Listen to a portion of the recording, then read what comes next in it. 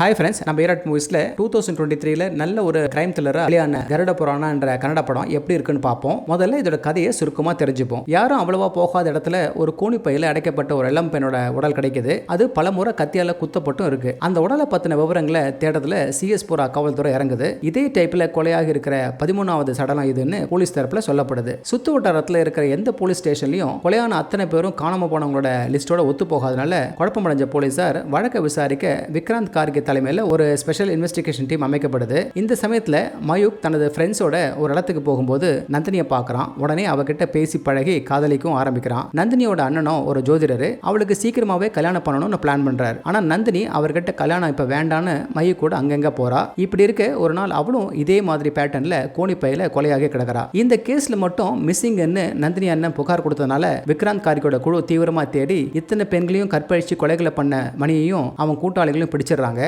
எல்லா கொலைகளுக்குமே அவனே காரணம்னு ஒத்துக்கிறவன் நந்தினியை மட்டும் கொல்லலைன்னு அடிச்சு சொல்றான். அப்போ நந்தினியை லவ் பண்ண மயூக் மேல விசாரணை திருப்புறாங்க. ஆனா போலீசாருக்கு இந்த கருட புராணம் எப்படி உண்மையான கொலையாளியை கண்டுபிடிக்க உதவுச்சு என்பதுதான் இந்த படத்தோட மீதி கதை. இந்த படத்து மூலமா இயக்குனரா அறிமுகமாகிற மஞ்சுநாத் நடிப்பு, எடிட்டிங் மற்றும் கதை சொல்றதுலயும் தன் திறமையை வெளிப்படுத்திருக்காரு. அவர் ஒரு சீரியல் கில்லர், மர்டர், ரொமான்ஸ்னு கலந்து நமக்கு ஒரு நல்ல விறுவிறுப்பான படத்தை கொடுத்திருக்காரு. இதுல அறிமுகம் இல்லாத முகங்க நிறைய இருந்தாலும் அது தெரியாத அளவுக்கு நடிச்சிருக்காங்க. படத்தோட ஃபர்ஸ்ட் ஹாஃப் கொஞ்சம் எடுத்தாலும் நந்தினி கொலை இன்டர்வெல்ல அதிர்ச்சியை கொடுக்குது. அடுத்து வர செகண்ட் ஹாஃப் பரபரப்பாகி ஒரு சுவாரஸ்யத்தோட கிளைமேக்ஸ் வர போகுது. கிளைமேக்ஸ் கொஞ்ச நேரம் முன்ன வர கொலையாளியை நீங்க கெஸ் பண்ணவே முடியாதபடி கதையை கொண்டு போயிருக்காங்க. நடிப்பு பொறுத்தவரையில திஷா ஷெட்டி கொஞ்ச நேரமே வந்தாலும் அவரோட கச்சிதமான டயலாக் டெலிவரியும் மேனரிசமும் ரசிக்க வைக்குது. செல்வராஜ் கொலைகளுக்கு காரணமான உண்மையா நல்லா நடிச்சிருக்காரு. இவங்களுக்கு ராஜ்குமார், சுஷ்மிதா, கெஞ்சா, மகேந்திர கவுடா நல்ல சப்போர்ட்டா இருக்காங்க. போலீஸ் அதிகாரியா வர சந்தோஷ் கார்கி கவனிக்க வைக்கிறாரு. மொத்தத்தில் சஸ்பென்ஸ் த்ரில்லர்களை விரும்புறவங்க இது ஒரு ஒன் டைம் வாட்சா அமேசான் பிரைம்ல பார்க்கலாம். ஓகே ஃப்ரெண்ட்ஸ், இதே போல இன்னொரு சுவாரஸ்யமான பட விமர்சனத்தோடு சந்திக்கிறேன். இந்த விமர்சனம் உங்களுக்கு பிடிச்சிருந்துச்சுன்னா உடனடியாக லைக் பண்ணுங்க, ஷேர் பண்ணுங்க. நன்றி.